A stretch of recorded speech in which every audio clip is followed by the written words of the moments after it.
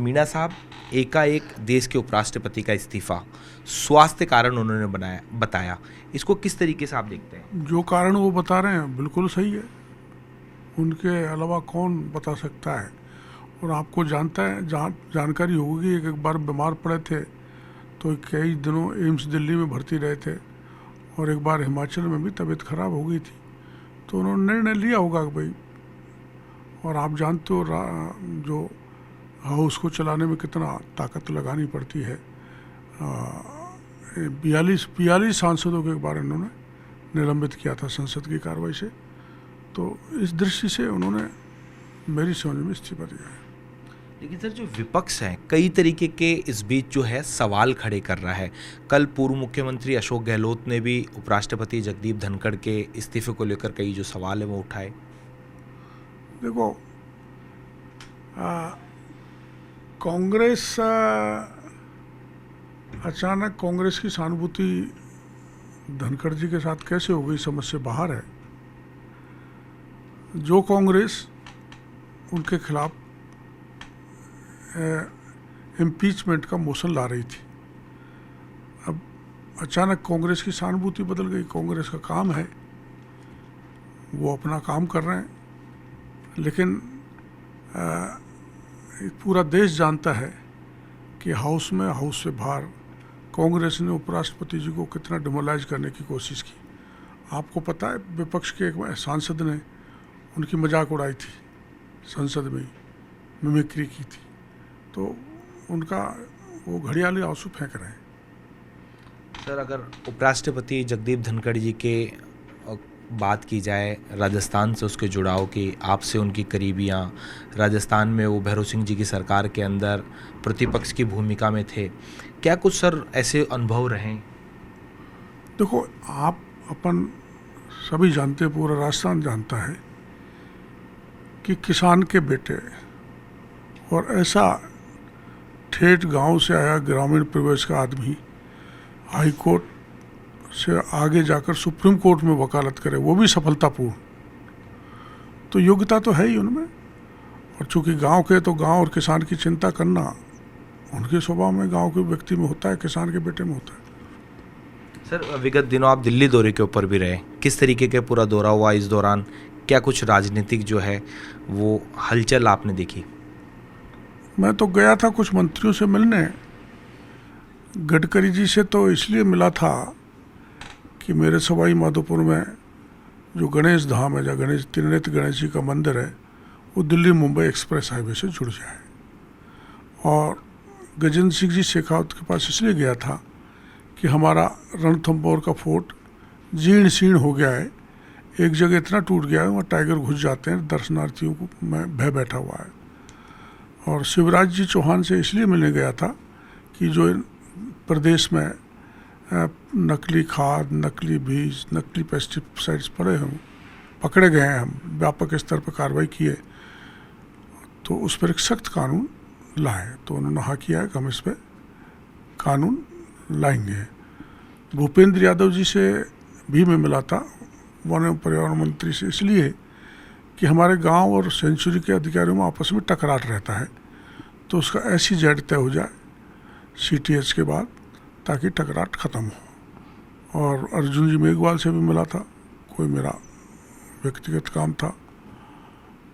इन मंत्रियों से मिला, ओम बिरला जी से मिल के आया था, लोकसभा चले गए थे इसलिए एक आध दिन और रुकता, लेकिन ये बीच में उपराष्ट्रपति जी का इस्तीफा हो गया।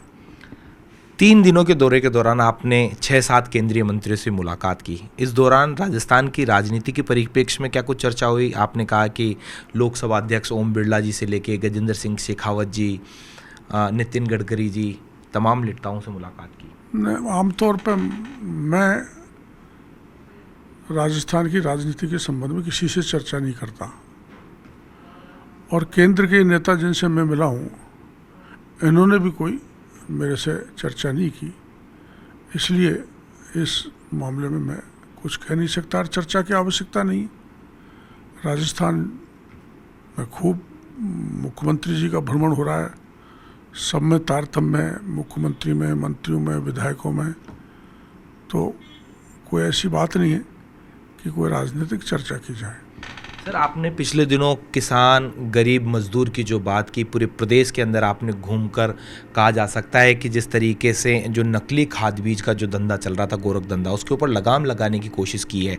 जब आप केंद्रीय मंत्री कृषि मंत्री शिवराज सिंह जी से मिले, फर्टिलाइज़र कानून की बात है, किस तरीके का ये रहने वाला है किसानों के हित के अंदर?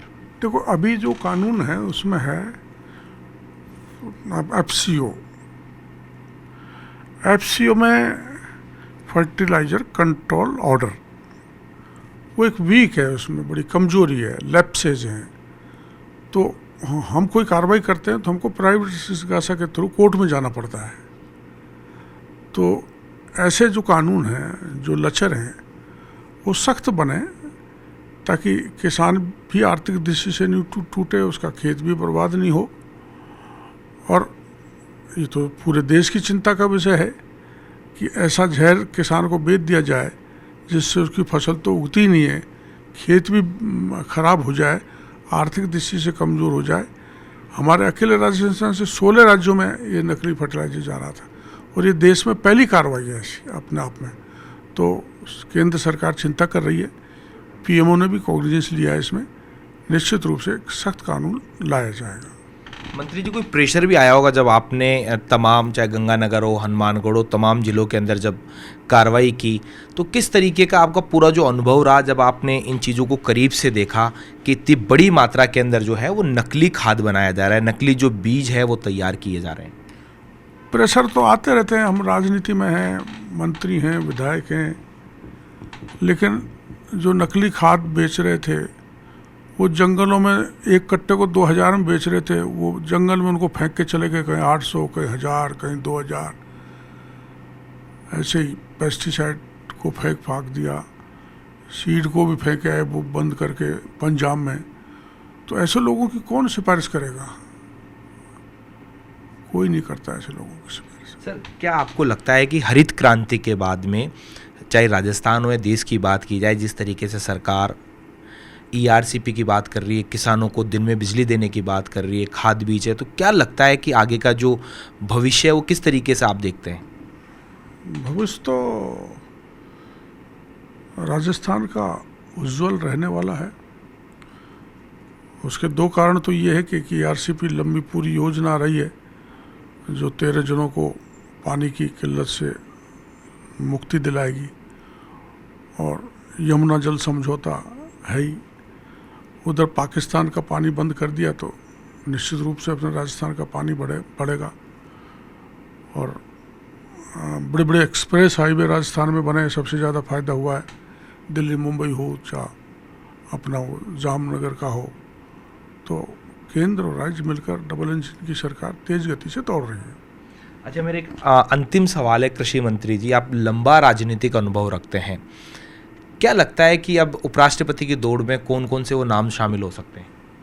ये कहना बड़ा टेढ़ा काम है, बहुत ही टेढ़ा काम है। ये